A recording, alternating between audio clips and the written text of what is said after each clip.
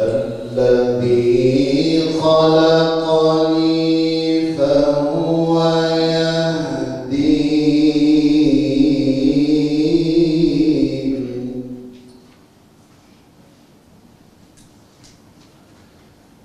والذي هو يطعمني ويسقين وإذا مرضت فهو يشفين.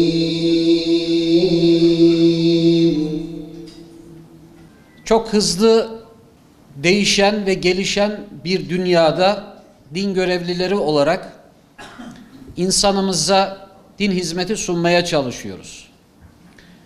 Tabii bizim dışarıdan bakıldığı zaman asıl görevimizin camiyle sınırlı olduğu görülür.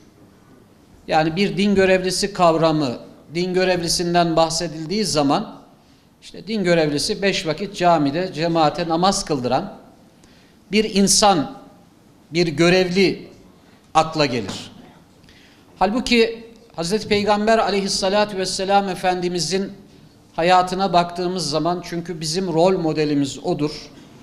Aslında din görevlisinin işinin, din görevlisinin vazifesinin camiden çıktıktan sonra başladığını görürüz biz. Hayata dokunan, insana dokunan, gençlere dokunan, insana rol model olan yaşantısıyla, içinde yaşadığı çağın şartları doğrultusunda gelişen dünyada özellikle gençlere rol model olabilen, onların manevi hayatına rehberlik yapan bir insandır aslında din görevlisi. Tabii bu çerçevede her daim kendimizi yenilemek, kendimizi geliştirmek gerektiği de ortada. Bu çerçevede ben özellikle buraya geldiğim günden beri İlahiyat Fakültesi ile öncesinden de devam etmekte olan, süre gelmekte olan çok güzel bir ilişkimiz vardı. Bu ilişki çerçevesinde biz bu sene Allah nasip ederse bugün ilkini gerçekleştiriyoruz. Yıl boyunca her ay hizmetlerimizi nasıl daha iyi hale getirebiliriz? Hayatı nasıl daha iyi anlayıp bu çerçevede bir din hizmeti sunabiliriz? Gelişen ve değişen şartlar nasıl okunabilir?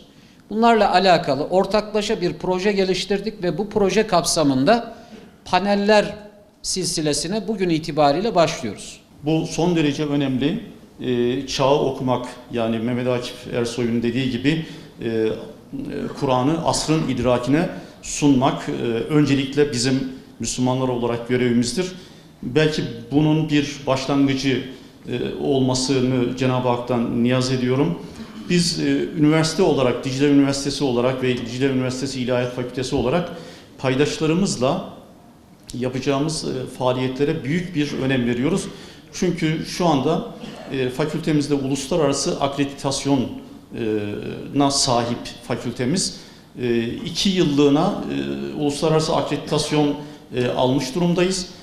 Akreditasyon bize diyor ki siz ürettiğiniz bilgileri sadece öğrencilerinizle paylaşmayacaksınız, alana, sahaya çıkacaksınız.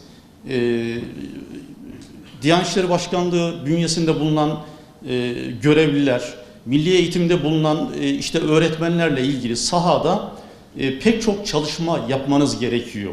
Dolayısıyla akreditasyon bize bunu emrediyor. Bunu yapmazsanız siz akredite olamazsınız diyor ve bu nedenle biz uzun yıllardan beridir İlahiyat Fakültesi alanda olmadı.